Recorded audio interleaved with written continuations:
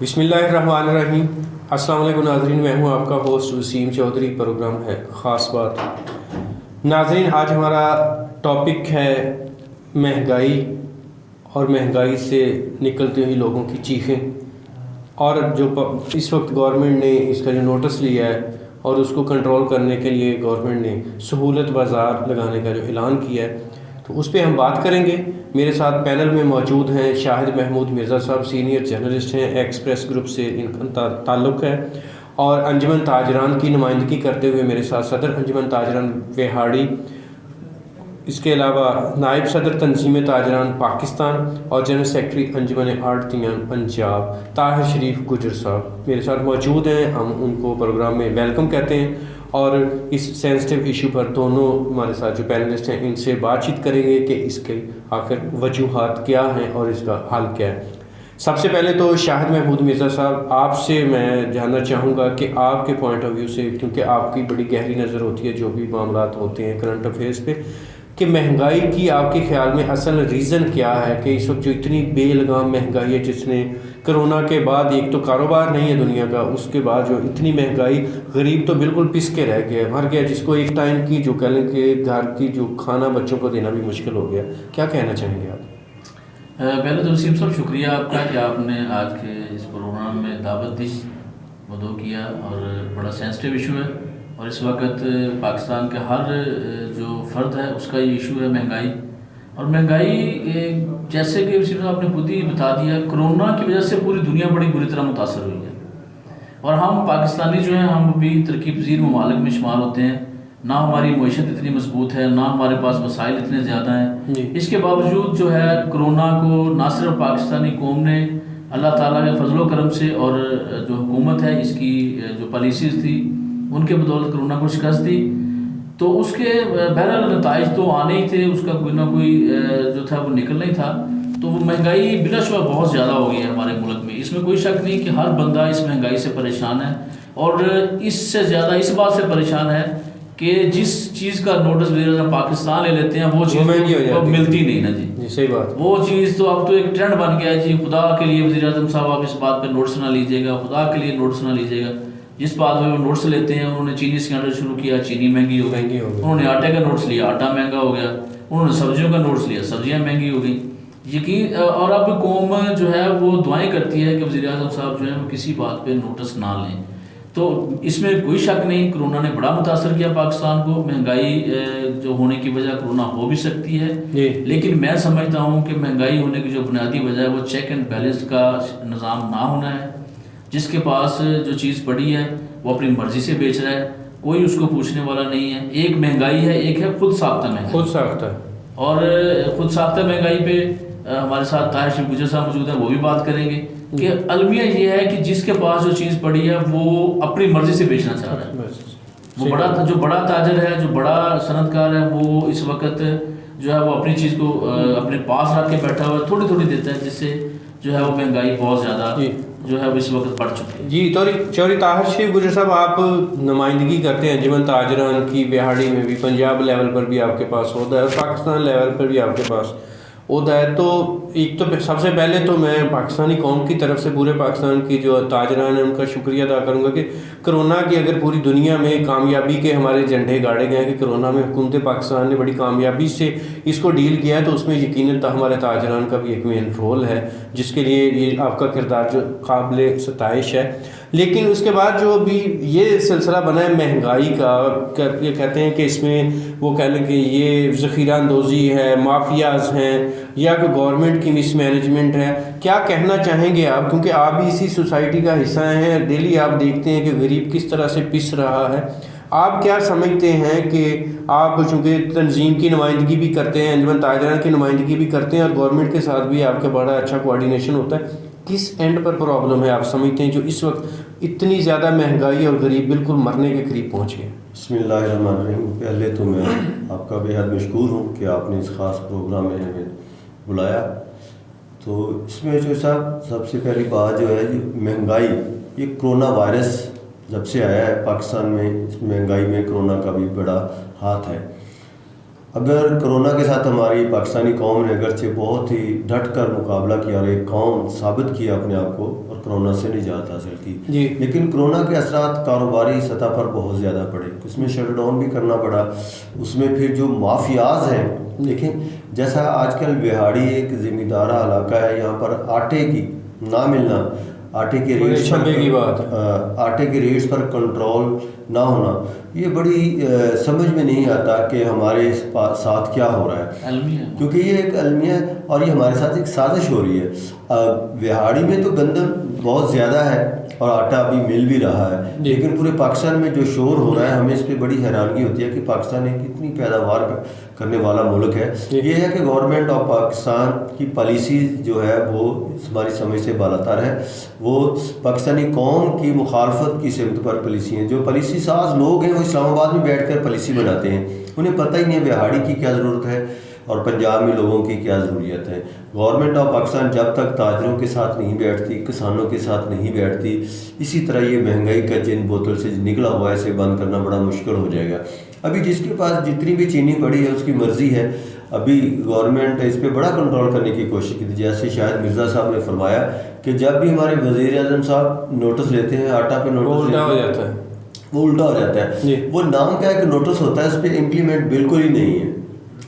اگر اعلان تو ہو جاتا ہے لیکن جب تک وہ گراس روٹ لیول تک وہ چیزیں نہیں پہنچیں گی تو یہ مہنگائی کنٹرول نہیں ہوگی. اب دیکھیں جو کہ سفید کالر درمیانہ طبقہ ہے وہ سب سے زیادہ پس رہا ہے.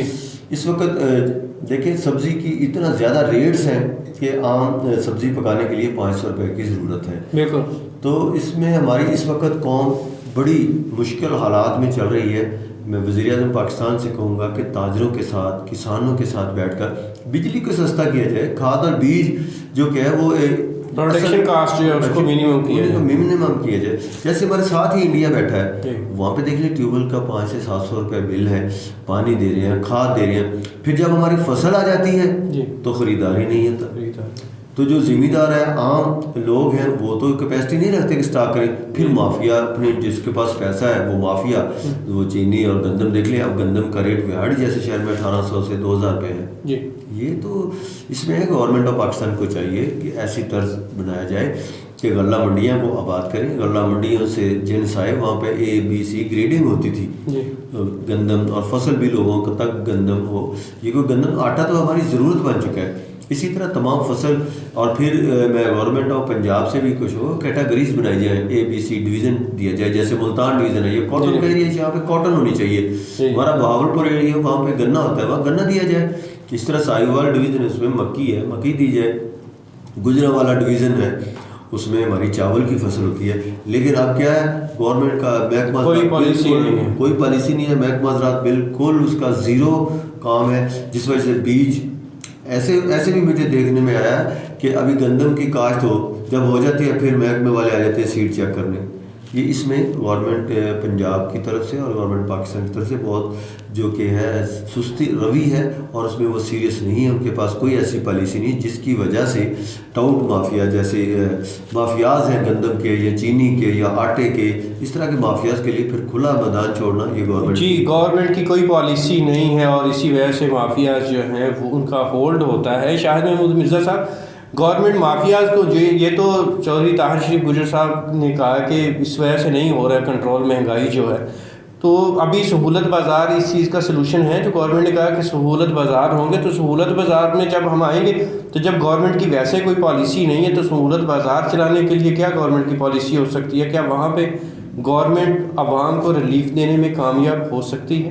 کیا وہاں پر کوالٹی, کوانٹٹی اور اس کی جو ہے قیمت اس کو کنٹرول کر پائے گی؟ کیا سمجھتے ہیں آپ؟ چلو سر, پہلے تو میں طاہر شریف گجر صاحب نے بات کی بڑی خوبصورت, غلہ منڈیاں آباد ہونی چاہیے.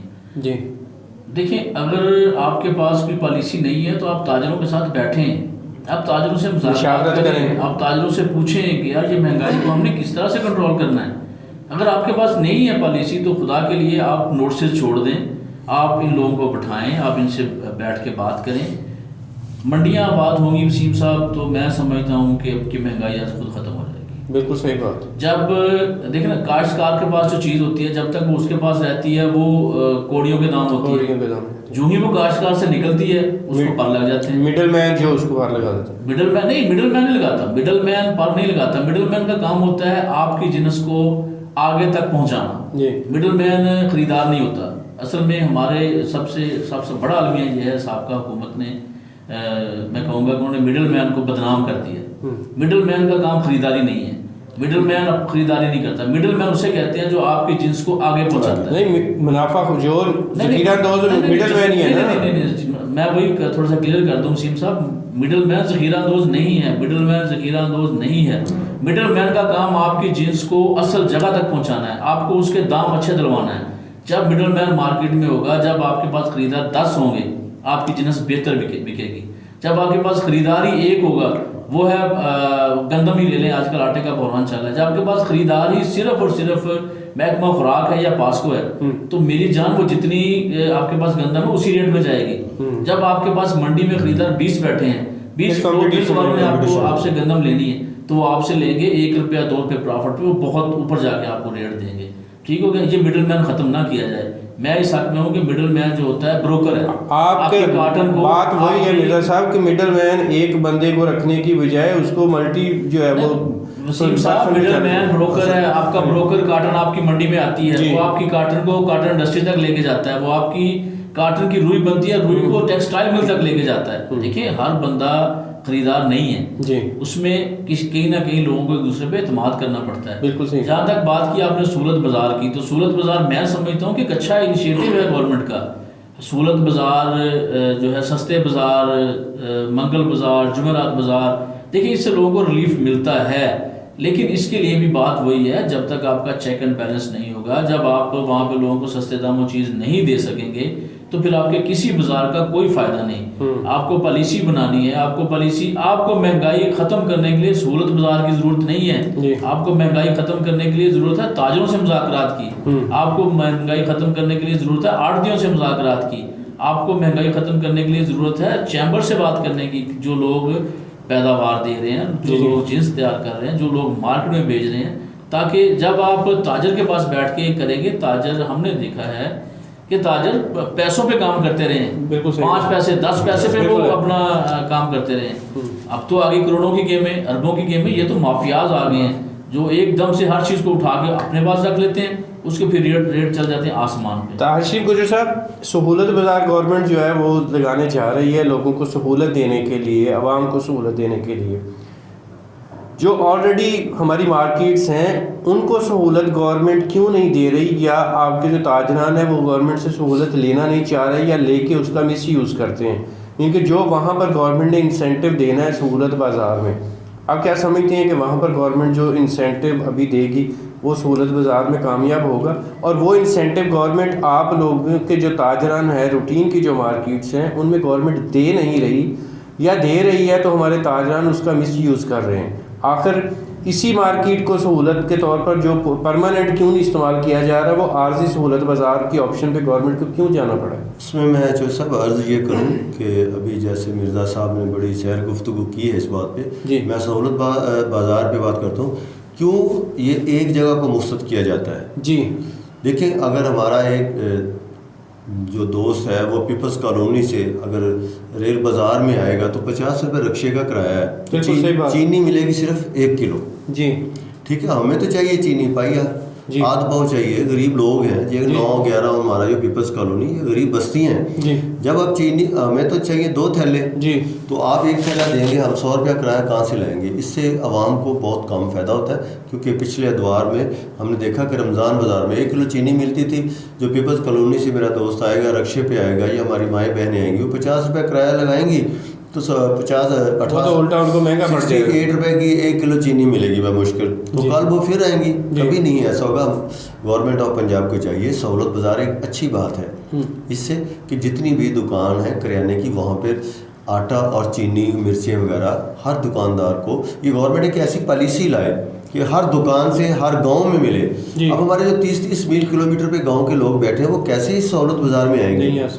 تو ٹھیک ہے, گورنمنٹ نے بڑا اچھا انیشیٹو لیا ہے, ہونا چاہیے, یہ نہ ہونے سے تو بہتر ہے, ہم اس کو اپریشیٹ کرتے ہیں.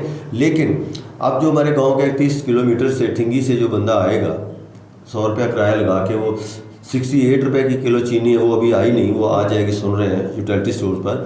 تو وہ کیسے یہ میں نہیں سمجھتا. میں یہ ہماری یہ خواہش ہے ہم انجمن تاجران کے ناطے ہم چاہتے ہیں کہ گورنمنٹ آف پنجاب اور پاکستان وزیر اعظم صاحب اور وزیر اعلیٰ صاحب بیٹھ کر تاجروں سے میٹنگ کریں اور گراس روٹ لیول سے ہر انسان کے پاس یہ سستی چیزیں جانی چاہیے. آٹا لے لیں, آٹا یوٹیلٹی اسٹور پہ 400 روپے ہے, تھیلے کتنے آتے ہیں؟ صرف 30.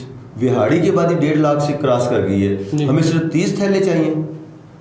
ایسا نہیں ہوگا. میں چاہتا ہوں کہ ہمارے جیسے بھی ٹاؤنز ہیں, کالونیز ہیں, وہاں پہ چلے ایک شاپس کو تو آپ محلہ شاپ جو ہے, محلہ شاپ ہے, وہاں پہ آٹا اور چینی مرچیں وغیرہ یہ چیزیں وہاں پر دیں. تو سہولت بازار کا ٹھیک ہے. ہمارے شہر میں ڈی سی صاحب نے, وقاص رشید صاحب نے 6 بازار ابھی آج ہی اناؤنس کیے ہیں.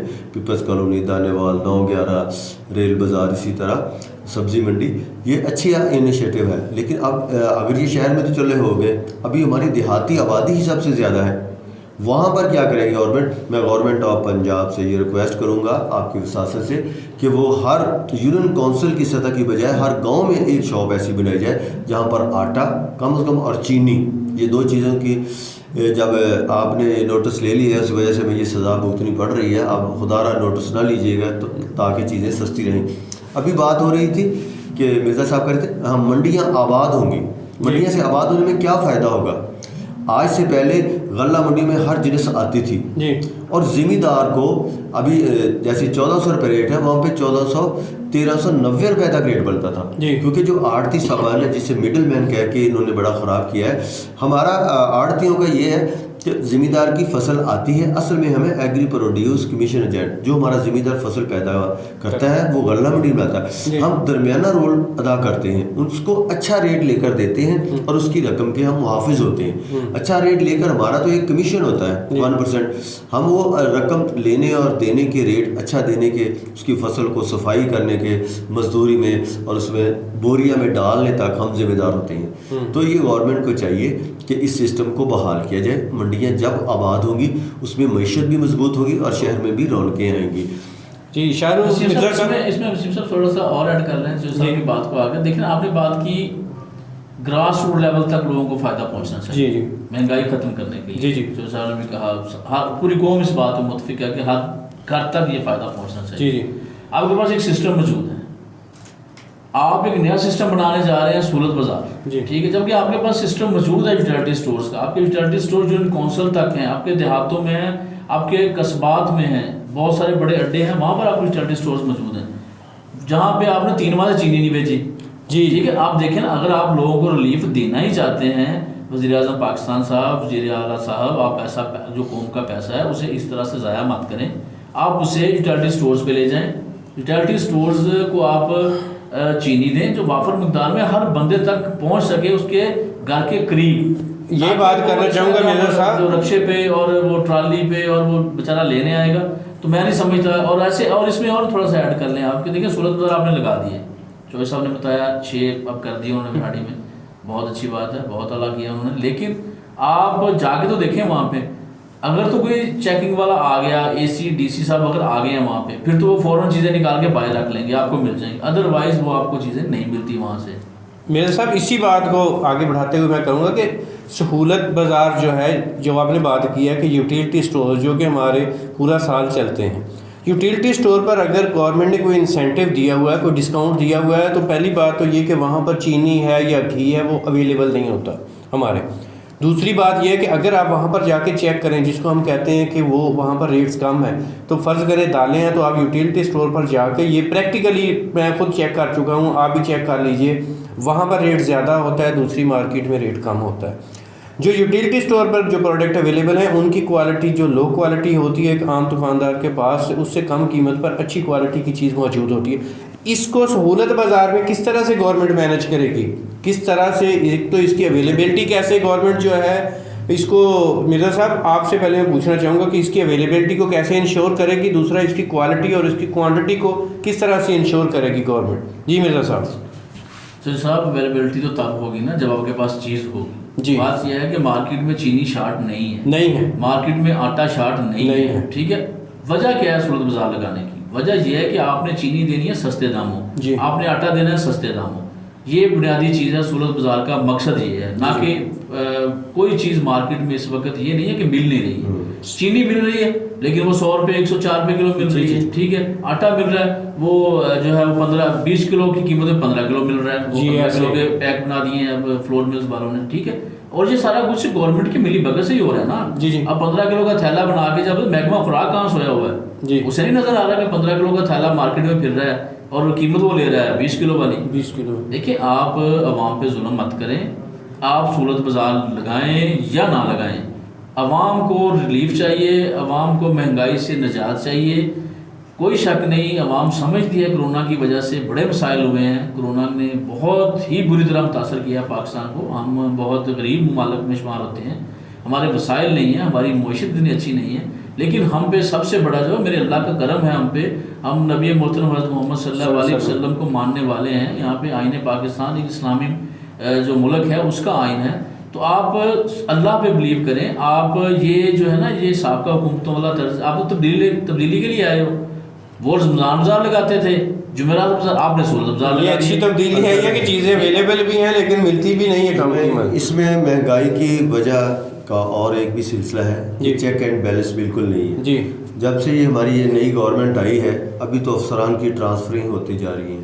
ابھی ایک افسر آتا ہے اس شہر میں، کسی شہر میں بھی، اسے کم از کم ٹائم دیا جائے. ابھی پچھلا افسر 4 ماہ رہ کے گیا، نیا افسر آتا ہے، اس کی پالیسی چینج ہو جاتی ہے، جس وجہ سے عوام بڑی مشکلات میں ہے.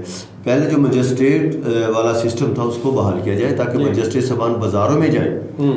اور جیسے یہ سٹاکس والے لوگ ہیں جو انویسٹر ان کو کہا جاتا ہے، جو نہ تو کوئی گورنمنٹ آف پنجاب کو کسی قسم کا ٹیکس دیتے ہیں، ہم تاجر ہر ٹیکس دینے کے لیے بھی تیار ہیں اور دے بھی رہے ہیں، لیکن جو انویسٹر ہے جو گورنمنٹ کے ساتھ کوئی رجسٹرڈ ہی نہیں ہے، ان کو رجسٹر کرنا چاہیے. یہ ہم نے پاکستان کے وزیر اعظم صاحب سے بھی کہا ہے، وزیر اعلیٰ سے بھی، FBR کے اداروں سے بھی ہماری ملاقات ہوئی ہیں کہ سب سے پہلے جو لوگ آٹا اور چینی جو کہ پاکستان میں بہت زیادہ وافر تعداد میں ہے، اس پہ کنٹرول کیوں نہیں ہو رہا؟ کہ چیک اینڈ بیلنس ہی نہیں ہے. افسران کو ایک اس کا جو کلیئر میسج جانا چاہیے کہ آٹا اس ریٹ پہ ہو اور ہر جگہ پہ موجود ہو. جو فلور مل والا اسے چیک کیا جائے کہ اس کو کتنی گندم جا رہی ہے، کتنا آٹا پیک ہو رہا ہے، وہ کہاں جا رہا ہے. جی تو اس میں ابھی چیک اینڈ بیلنس بالکل ہی نہیں ہے، جزا اور سزا بھی نہیں ہے، جس وجہ سے ہمارے یہ مسائل، یہ مہنگائی اس وقت تک کنٹرول نہیں ہوگی جب گورنمنٹ پاکستان اپنی کوئی پالیسی واضح نہیں کرے. چوہی صاحب، جو کچھ اس میں کچھ عناصر ایسے بھی ہیں ہمارے تاجران میں جو چیزیں کئی دفعہ انہوں نے اپنے ریٹس بنائے ہوئے ہیں،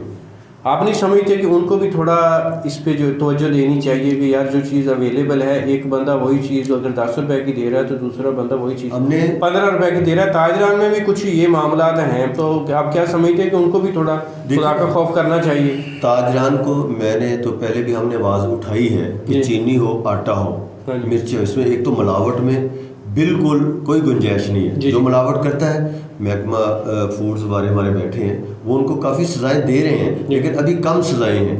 جو تاجر ملاوٹ کر رہا ہے گھی کے ساتھ، آٹا اور مرچوں میں خاص طور پر ملاوٹ بہت زیادہ ہو رہی ہے، زندگیوں سے کھیل رہا ہے، زندگیوں سے کھیل رہے ہیں. گھی جو کراچی والے گھی ہیں وہ کھانے کے قابل ہی نہیں، وہ سب لوگ بیچ رہے ہیں. اسے گورنمنٹ کو ایکشن لینا چاہیے، اس پہ پابندی لگائی جائے. لیکن تاجر کو جو چیز ہے، وہاڑی کا تاجر ایک کریانے والا ہے، اسے تو جو چیز لاہور اور کراچی سے، ملتان سے ملی وہ تو وہی سیل کرے گا. یہ گورنمنٹ کا کام ہے جہاں سے یہ چیز پیداوار اس کی ہو رہی ہے وہاں پر روکا جائے. کمپنیز پہ بین کیا جائے. کراچی کی گھی کمپنیز ہیں جو 2 نمبر ہیں، جیسے ہمارے ٹی وی پہ کورٹ روک چکی ہے ان لوگوں کو کہ ان پہ بڑے آئے ہوئے ہیں کہ یار ان کو بند کرو، ٹائم لیمٹ دیا گیا، لیکن وہ چل رہا ہے سارا سلسلہ. میرے صاحب ابھی جیسے طاہر صاحب نے بتایا کہ انڈاکومنٹڈ جو ہے یہ بزنس کرتے ہیں ہمارے اسٹاکسٹ، کیونکہ یہ وہی بات آ جاتی ہے جو ہم کہتے ہیں نا، ابھی میں نے لفظ یوز کیا تھا مڈل مین، کہ جو لوگ ڈاکومنٹڈ بزنس کرتے ہیں وہ تو جواب دہ بھی ہیں کسی کو، لیکن جو ایسے عناصر ہیں جن کے لیے ایکچوئل جو مڈل مین، ان کو جو کہہ لیں کہ انفیئر مڈل مین کہہ لیں ان کو، کہ جن کے کوئی رجسٹرڈ بزنس نہیں ہے، انہوں نے انویسٹمنٹ کی ہے کسی تیسری جگہ پر، انہوں نے اسٹاک کر لیا ہے، چیز کو شارٹ کر کے انہوں نے شاپس پہ دیا، مارکیٹ پہ دیا اور انہوں نے پروفٹ کمایا. اس میں کنزیومر بھی ذمہ دار نہیں ہے، پروڈیوسر بھی ذمہ دار نہیں ہے، ہمارے جو عام شاپ کیپر ہے وہ بھی ذمہ دار نہیں ہے. لیکن گورنمنٹ کی کوئی پالیسی نہیں ہے، ان لوگوں کے لیے کوئی جزا سزا نہیں ہے، ان پہ اوپر کوئی گرپ نہیں ہے. کیا حال ہے اس کا؟ وسیم صاحب، ایک تو آپ بات کلیئر کر لیں، اس میں 2 چیزیں بڑی واضح ہیں. پہلی بات تو یہ مڈل مین نہیں، یہ مافیا ہے. مافیا جی مڈل مین جس کو سابقہ حکومت نے مڈل مین ڈکلیئر کیا، میں جیسے چودھری صاحب نے بتایا، دیکھیں ہر چیز کا ایک طریقہ کار ہے. جی ٹھیک ہے، یہ آج سے نہیں چل رہا، جب سے دنیا بنی ہے ایک طریقہ کار چل رہا ہے. جنس فصل تیار ہوتی ہے، فصل پکنے کے بعد منڈی میں آتی ہے. جی ٹھیک ہے، غلہ منڈیاں کوئی فضول ایسے نہیں بنا دی گئی تھی سابقہ ادوار میں کہ یار یہ ایسے ہی کھڑی کر دی، یہاں ایک پلیٹ فارم دیا گیا، پلیٹ فارم تھا، جی. آپ جہاں پہ اپنی جنس لے کے آتے تھے. آج بھی بہت ساری سبز منڈیاں جو ہیں وہ بڑی آباد ہیں، لیکن المیہ یہ ہے کہ جیسے انہوں نے بتایا کہ جہاں جو جنس ہو رہی ہے، وہاڑی ہے یہ کپاس اور گندم کا علاقہ ہے، بہاولپور ہے وہ گنے کا علاقہ ہے، گجرانوالہ شیخو پور ہے وہ چاول کا علاقہ ہے. دیکھیں آپ حکومت اس پہ کیوں نہیں نظر ڈالتی، حکومت کیوں نہیں محکمہ زراعت سے پوچھتی؟ وفاق کا بھی محکمہ زراعت الگ الگ ریجن صوبے کا بھی محکمہ زراعت ہے. ٹھیک ہے، اس کے بعد محکمہ خوراک ہے، ہمارے پاس ٹریڈنگ کارپوریشنز ہیں. ٹھیک ہے، جب ہم نے اتنا کچھ بنایا ہوا ہے تو ٹریڈنگ ہم خود کیوں نہیں کرتے؟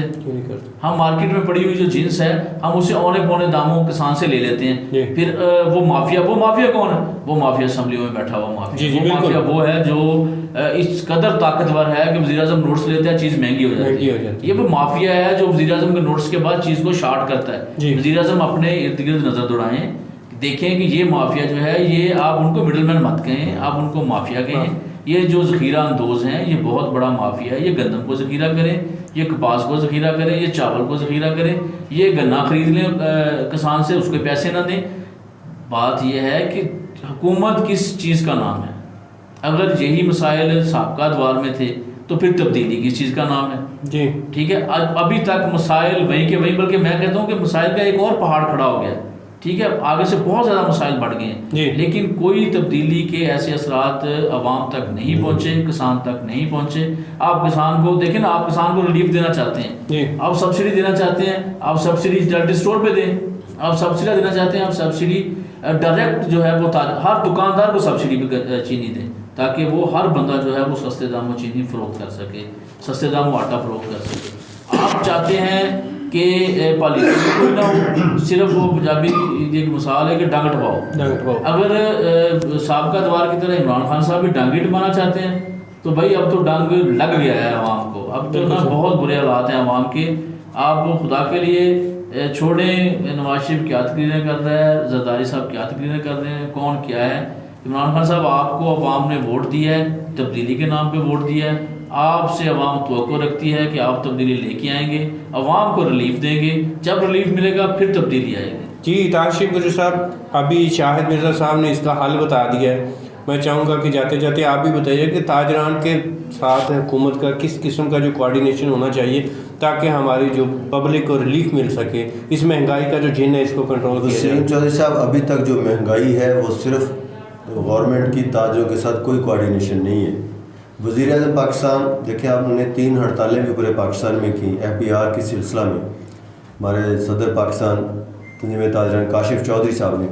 لیکن یہ گورنمنٹ نے ابھی تک تاجروں کے ساتھ کوئی ملاقات نہیں کی اور تاجروں کے مسائل سمجھنے کی وہ کوشش بھی نہیں کر رہے. اس وجہ سے اس میں جب تک تاجروں کا اور گورنمنٹ کا ایک ساتھ نہیں ہوگا، یہ نہ مہنگائی پہ کنٹرول ہوگا نہ یہ مافیا تو اسمبلی میں بیٹھا ہے. اور جو مافیا کے لوگ ہیں وہ 1-2 تاجر جو ایسے ہوتے ہیں ان کو خرید لیتے ہیں، ان کے تو وہ اپنا پراپر چینل کام کر رہے ہیں.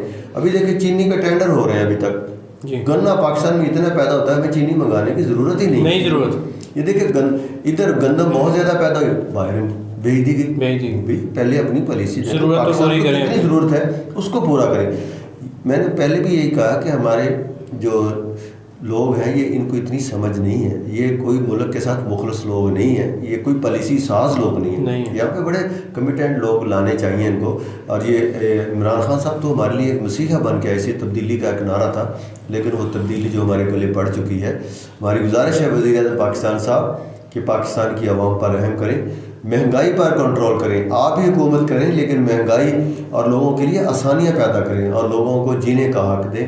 ہر جو بھی ہماری ضروریات ہیں، بجلی کے بل کو دیکھ لیں، 5 روپے 35 پیسے کسانوں پر جو ہمارے ٹیوب ویل پر ہے، لیکن اتنے چارجز لگا دیے جاتے ہیں کہ وہ 5 روپے 35 پیسے وہی بڑھ جاتے ہیں. تو خدا کے لیے ٹیکسز ضرور لیں، سب سے لیں، چند لوگوں سے نہ لیں، سب سے ٹیکس لینا چاہیے.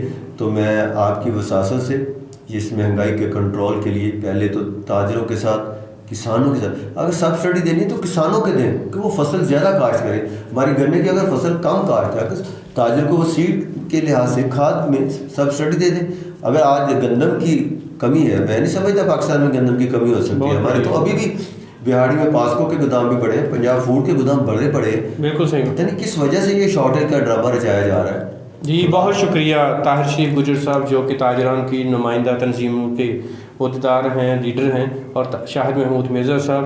ناظرین جو مہنگائی کا جن ہے اس کو کنٹرول کرنے کی صرف ایک ہی جو وجہ ہمارے سامنے جو آئی ہے, وہ جو ایک ہی طریقہ ہے وہ یہ ہے کہ ہمارے تاجران کے ساتھ, ہمارے پروڈیوسر کے ساتھ گورنمنٹ کو بیٹھ کے ایک پالیسی وضع کرنے کی ضرورت ہے. آج تک گورنمنٹ کے پاس کوئی پالیسی نہیں ہے, کسی چیز کا بحران نہیں ہے, وافر مقدار میں ساری چیزیں کھانے پینے کے لیے اویلیبل ہیں, لیکن عوام تک پہنچتے پہنچتے مافیا جو ہے اس کو اتنے ریٹس اس کے پہنچا دیتا ہے کہ عوام پریشان ہے, لیکن گورنمنٹ کا کوئی اس کو پہ کنٹرول نہیں ہے. مجسٹریٹی نظام تھا اس کو لایا جائے, ہمارے پروڈیوسر کو, ہمارے فارمر کو جو ہے, ہمارے چھوٹے تاجر کو گورنمنٹ سہولت دے تو یہ سہولت بازار لگانے کی ضرورت بھی پیش نہ آئے, فارغ جو سہولت مل جائے گی.